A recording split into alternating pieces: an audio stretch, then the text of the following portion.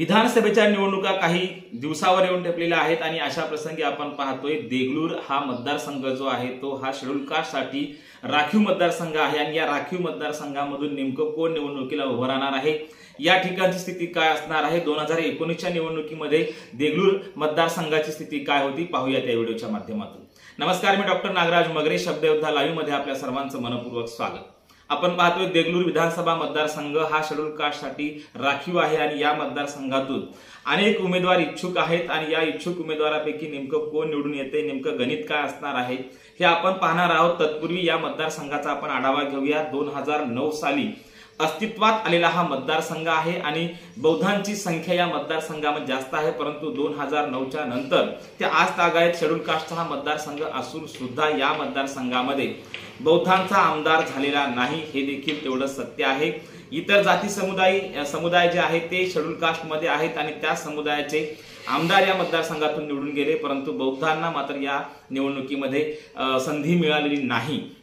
आणि मग अशा प्रसंगी हा नांदेड जिल्ह्यातला मतदारसंघ आहे। या मतदारसंघामध्ये यावेळेस कोणता समुदाय सरस ठरतो, एससी मधल्या कोणत्या जात समुदायाला इथे संधी मिळते, हे खरं तर पाहण्यासारखं असणार आहे। नांदेड जिल्ह्यातला देगलूर आणि बिलोली या दोन तालुक्यांचा मिळून हा मतदारसंघ बनतो आणि या मतदारसंघामध्ये खरं तर मोठ्या संख्येने एससीची लोकसंख्या आहे। एससी मध्ये प्रामुख्याने मातंग आणि बौद्ध समुदायाची लोकसंख्या या मतदारसंघात सर्वाधिक आहे।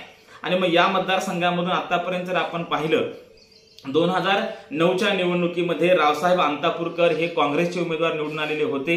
2014च्या निवडणुकीमध्ये आपण पाहतोय सुभाष पिराजी साबणे हे शिवसेनेचे उमेदवार निवडून आलेले होते आणि 2019च्या निवडणुकीमध्ये पुन्हा एकदा काँग्रेसचे रावसाहेब अंतापूरकर हे निवडून आलेले होते, परंतु रावसाहेब अंतापूरकर यांचं खरं तर निधन झाल्यानंतर इथे पोटनिवडणूक लागली आणि या पोटनिवडणुकीमध्ये 2021च्या पोटनिवडणुकीमध्ये पुन्हा एकदा अंतापूरकर यांचे चिरंजीव जितेश अंतापूरकर हे या मतदारसंघातून काँग्रेसकडून निवडून गेलेले होते।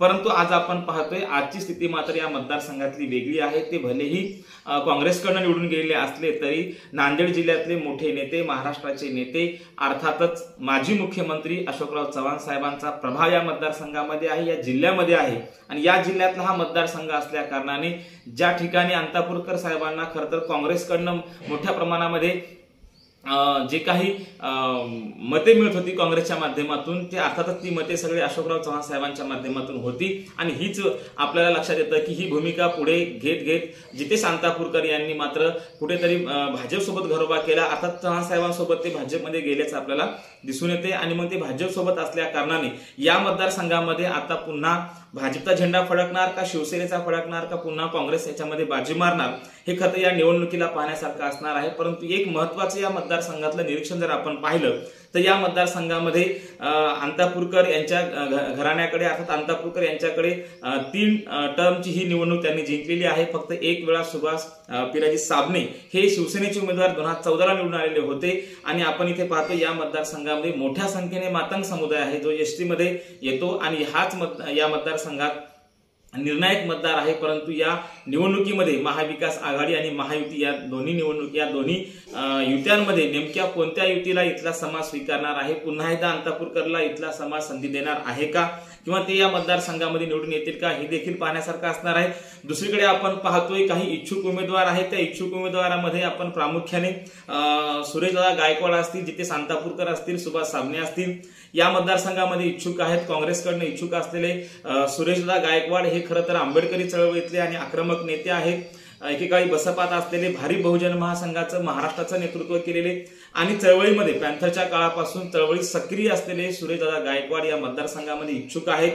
दुसरीकडे पारंपरिकरित्या स्वाभाविक आहे की जिथे अंतापूरकर देखील इच्छुक आहेत, तिकडे साबणे देखील इच्छुक आहेत आणि मग या इच्छुकांना नेमकं या मतदारसंघामध्ये तिकीट मिळतंय का, त्यांना विजय मिळतो का, हे तर पाहण्यासारखं असणार आहे। परंतु 2019च्या निवडणुकीमध्ये वंचित फॅक्टर चालला का, वंचितची काय भूमिका होती, 19च्या निवडणुकीमध्ये काँग्रेसची काय भूमिका होती, शिवसेनेला किती मतं पडले, हे आपण या खरं तर याच्यामध्ये आपण पाहूयात। पहिल्यांदा आपल्याला लक्षात येते की 2019ची निवडणूक ही खरं तर वंचित बहुजन आघाडीचा प्रभाव असणारी आणि जिकडे जिकडे वंचितचं नाव असणारी ही निवडणूक होती। या निवडणुकीमध्ये रावसाहेब अंतापूरकर या निवडणुकीमध्ये उभे होते। त्यांना या निवडणुकीमध्ये जवळपास 89,407 मते अर्थात 50% मते त्यांना मिळालेली होती। दुसऱ्या क्रमांकाची मते साबणे सुभाष यांना मिळालेली होती, ते शिवसेनेचे होते. 66,974 मते होती. अर्थात टक्के जर बघायला गेले तर 36% ते 37% त्यांना मते मिळालेली होती. आणि इकडे रामचंद्र भरांडे हे वंचित बहुजन आघाडीचे उमेदवार होते, त्यांना मात्र 12,057 मते मिळालेली होती. आणि टक्केवारी जर पाहायला गेलं तर 6% मतं पडलेली होती. आणि मग या मतदारसंघामध्ये आपण पाहतो शेड्यूल कास्टचा मतदारसंघ असून अनुसूचित जातीसाठी राखीव मतदारसंघ असून सुद्धा या मतदारसंघामध्ये तिसऱ्या क्रमांकाची मतं ही खरं तर वंचित बहुजन आघाडीला आहे, दुसऱ्या क्रमांकाची मते ही शिवसेनेला होती. आणि पहिल्या क्रमांकाचे अर्थातच अशोकराव चव्हाण यांचे समर्थक असलेले रावसाहेब अंतापूरकर यांना होती. आणि मग आता जर आपण पाहायला गेलं तर आज खरं तर रावसाहेब अंतापूरकर यांचं निधन झालं, त्यानंतर जितेश अंतापूरकरनं हा मतदारसंघ सांभाळला. परंतु या मतदारसंघातले जितेश अंतापूरकर असतील किंवा प्रभाव असलेले आणि प्रभावी नेते असलेले अशोकराव चव्हाण साहेब हे दोन्ही नेते आज भाजपमध्ये आहेत. त्यामुळे या मतदारसंघामध्ये नेमका कोणता उमेदवार निवडून येतो हे खरं तर या मतदारसंघाची निवडणूक ही चुरशीची असणार आहे. कारण या मतदारसंघामध्ये पॅन्थरमध्ये कार्य केलेले, भारी बहुजन महासंघात काम केलेले, महाराष्ट्र लेवलचं काम केलेले, आंबेडकरी चळवळीमध्ये खऱ्या अर्थानं सक्रिय असलेले, आक्रमक नेते असलेले सुरेशदादा गायकवाड या मतदारसंघामध्ये इच्छुक आहेत. कदाचित काँग्रेस त्यांना जर उमेदवारी दिली तर ते निर्णायक मते घेऊन या ठिकाणी ते विजयी होऊ शकतात. कारण त्यांचा जो राजकीय जो सामाजिक कामाचा आढावा जर आपण पाहिला तर त्यांचा संपर्क जो आहे सर्व समाजामध्ये सर्व समावेशक संपर्क आहे.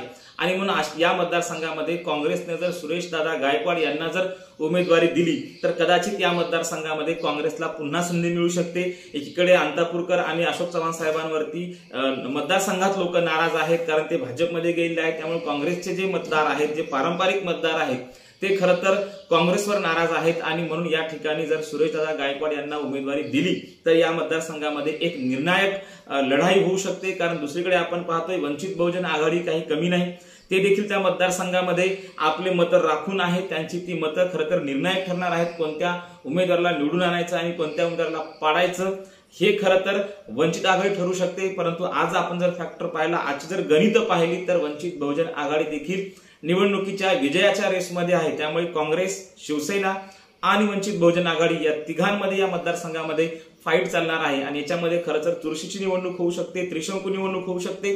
कारण शेड्यूल कास्टसाठी हा मतदारसंघ राखीव आहे आणि अनेक राजकीय समीकरणं या मतदारसंघामध्ये घडलेले आहेत. आणि म्हणून या ठिकाणी जरांगे फॅक्टर असेल, संघ फॅक्टर असेल, वंचित बहुजन आघाडी असेल, या तिन्ही ज्या पद्धतीने आक्रमक आणि प्रभावी फॅक्टर आहेत त्यांचा नेमका प्रभाव या मतदारसंघामध्ये कसा पडणार आहे ते देखील पाहण्यासारखं असणार आहे. आणि मग या मतदारसंघामध्ये जे काही इच्छुक उमेदवार असतील, सुरेशदादा गायकवाड असतील, इकडे आता स्वाभाविक आहे भाजपमध्ये गेल्यानंतर जिथे अंतापूरकर असतील, सुभाष साबणे असतील, या तिन्ही नेत्यांची या ठिकाणी इच्छुक म्हणून आपण चर्चा ऐकत असतो. परंतु या ठिकाणी नेमकं आता कोणाला मतं पडतील हे पाहण्यासारखं असणार आहे.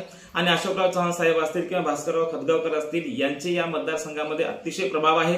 त्यामुळे या प्रभावातून ही निवडणूक होणार आहे. मातंग, बौद्ध, चांभार हे प्रभावी समुदाय त्या मतदारसंघामध्ये आहेत. आणि या मतदारसंघामध्ये हे समुदाय कोणाच्या पारड्यामध्ये नेमके आपले मतं टाकतील त्याच्यावरच या अनुसूचित जाती या मतदारसंघाचं गणित ठरणार आहे. ते मोठ्या प्रमाणामध्ये मातंग आणि बौद्ध समुदाय आहेत. आणि हे समुदाय आणि सोबत चांभार हे एससी मधला हा सर्वात मोठ्या संख्येने असलेले हे समुदाय आहेत.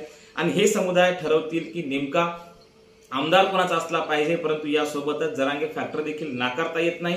आणि अशोक चव्हाण साहेबांचा प्रभाव, खतगावकर साहेबांचा प्रभाव, या दोन्ही नेत्यांचा या मतदारसंघातला प्रभाव, परंतु हा प्रभाव आता कमी झालाय का?